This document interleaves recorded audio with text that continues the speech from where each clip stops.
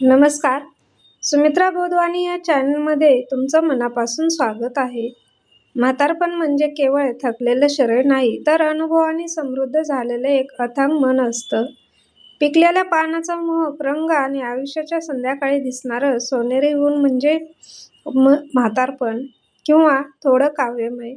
जसं जुनं होत जातं, तसं चंदन अधिक दरवळतं.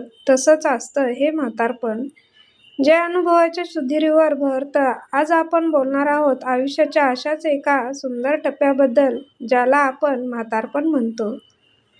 मोहन बेटा, मी तुझ्या काकांच्या घरी चाललो आहे. का हो बाबा? आणि तुम्ही आजकाल काकांच्या घरी सारखं का जाता? तुम्हाला वाटतं तर जरूर जा बाबा. घ्या, हे पैसे राहू द्या, कामी येतील. बाबांचे मन भरून आले. त्यांना आज आपल्या मुलाला दिलेले संस्काराचे फळ दिसत होते. जेव्हा मोहन शाळेत जात असे, त्याला बाबांकडून खर्चायला पैसे घेण्यात कायम संकोच वाटत असे. कारण त्यांची आर्थिक परिस्थिती बेताची होती. बाबा मजुरी करून मोठ्या कष्टाने घर चालवत होते. पण कितीही नाही म्हटले तरी आई त्यांच्या खिशात थोडेफार पैसे ठेवून देत असे. मोहनच्या पत्नीचे त्यांच्या बाबांशी वागणे काही चांगले नव्हते. ती रोज बाबांविषयी तक्रार करत असे. त्याला हे सर्व आवडत नसे. मुलंही आजोबांच्या खोलीत कधीच जात नसत. मोहनलाही कामावरून येण्यास उशीर होत असे, म्हणून वेळ मिळत नसे.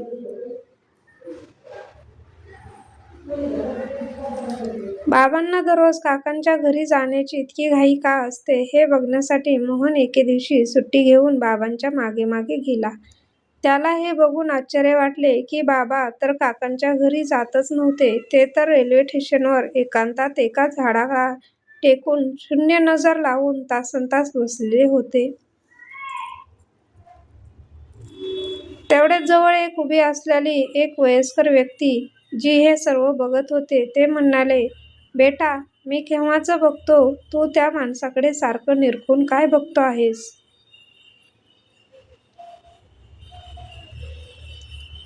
मी ते अच्छा, तू त्या म्हाताऱ्या बाबांना बघत आहेस. ते येथे दररोज येतात आणि तासनतास त्या झाडाखाली बसून सायंकाळ होताच त्यांच्या घरी निघून जातात. राहणीमानावरून एखाद्या चांगल्या घरचे दिसतात. बेटा, हे एकटेच नाही, असे अनेक वयस्कर स्त्रिया व पुरुष तुला येथे आसपास दिसतील. हो पण काका, हो पण का? बेटा, जेव्हा घरात या म्हाताऱ्यांना प्रेम मिळत नाही, त्यांना खूप एकाकीपणा जाणवतो. पण मग ते येथे येऊन बसून आपला वेळ घालवतात.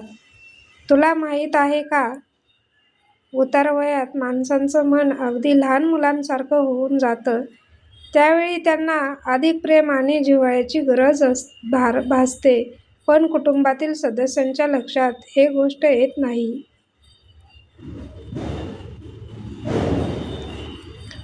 त्यांना असंच वाटतं की याचं तर जगून झालं आहे. मग त्यांना एकटं सोडून देतात. कुठे सोबत घेऊन जाणे टाळतात. बोलणं तर लांबच. हमेशा त्यांचा चांगला सल्ला ही त्यांना बोचतो. पण ते वयस्कर आपल्या मुलांना आपल्या अनुभवावरून येणारी संकटं आणि अडचणींपासून वाचवण्यासाठी प्रेमापोटी नेमका सल्ला देतात.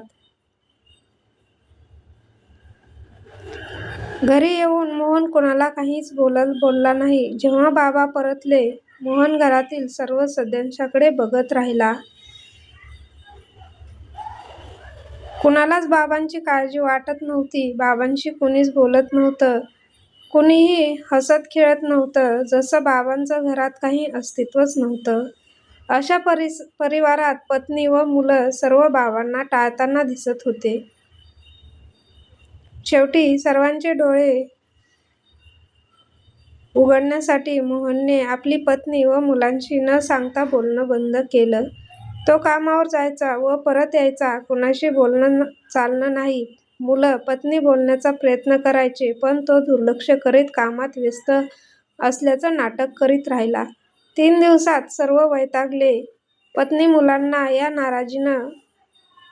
या नाराजीचं कारण जाणून घ्यायचं होतं. मोहनने आपल्या परिवाराला जवळ बसवलं. त्यांना प्रेमाने समजावलं की मी तुमच्याशी 4 दिवस बोललो नाही तर तुम्ही किती अस्वस्थ झालात. आता विचार करा, तुम्ही बाबांशी असं वागून त्यांना किती दुःख देत आहात. माझे बाबांवर जीवापाड प्रेम आहे, जसे तुमचे तुमच्या आईवर आहे. आणि मग बाबांचं स्टेशनवर एकट्याने तासनतास बसून रडण्याविषयी सांगितले. सर्वांना आपण वाईट वागल्याचे दुःख वाटत होतं. त्या दिवशी सायंकाळी बाबा परत येताच तिन्ही मुलांनी त्यांना कवटाळले. म्हणाले, आजोबा, आज आम्ही तुमच्या जवळच बसणार. आम्हाला एखादी गोष्ट सांगा ना. बाबांचे डोळे भरून आले. ते मुलांना कवटाळून त्यांचे मुके घेऊ लागले. आणि मग ज्या गप्पा गोष्टी सुरू झाल्या त्या तासनतास चालल्या. या दरम्यान मोहनची पत्नी त्यांच्यासाठी अधूनमधून फळं, चहा, चिवडा घेऊन येत राहिली.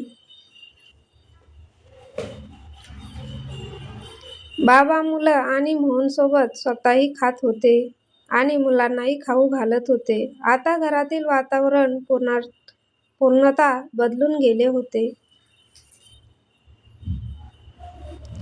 एक दिवस मोहन म्हणाला, बाबा, काय झालं? आजकाल तुम्ही काकांच्या घरी नाही जात.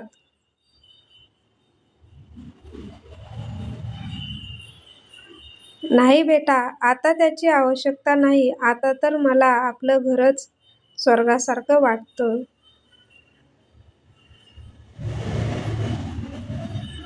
आज सर्व तर नाही, पण जास्तीत जास्त परिवारातील वयस्करांची ही कथा आहे. बहुतेक जण आसपासच्या बगीच्यामध्ये, बसस्टँडवर, जवळच्या रेल्वे स्टेशनवर, भरल्या परिवारातून तिरस्काराने भरलेल्या वातावरणात एकांतात जीवन जगणारे असे कितीतरी वयस्कर दिसून येतील. आपणही कधी ना कधी नक्कीच म्हातारे होऊ. आज नाही तर काही वर्षानंतर. तरीही नक्कीच जीवनातील सर्व मोठे संकट हे म्हातारपण आहे. घरातील ज्येष्ठ हे असे जुने वृक्ष आहेत जे कदाचित फळ नाही देऊ शकणार, पण सावली तर नक्कीच देतील. आपलं म्हातारपण आनंदी बनवण्यासाठी ज्येष्ठांना एकटेपणा जाणवू देऊ नका. त्यांना मान नाही दिला तरी चालेल, पण त्यांचा तिरस्कार तरी करू नका. त्यांची काळजी घ्या आणि लक्षात ठेवा, तुमची मुलंही तुमचेच बघूनच शिकतात. आता हे तुमच्यावर अवलंबून आहे की तुम्हाला त्यांना काय शिकवायचे आहे. शेवटी म्हातारपण हे ओझं नसून ते आपल्या पूर्वजांनी आपल्याला दिलेले आशीर्वादाचं देणं आहे. शरीराला सुरकुत्या पडल्या तरी चालेल, पण मनाचा उत्साह कमी होऊ देऊ नका. कारण आयुष्यात कितीही जगलो यापेक्षा ते कसं जगलो हेच जास्त महत्त्वाचं असतं.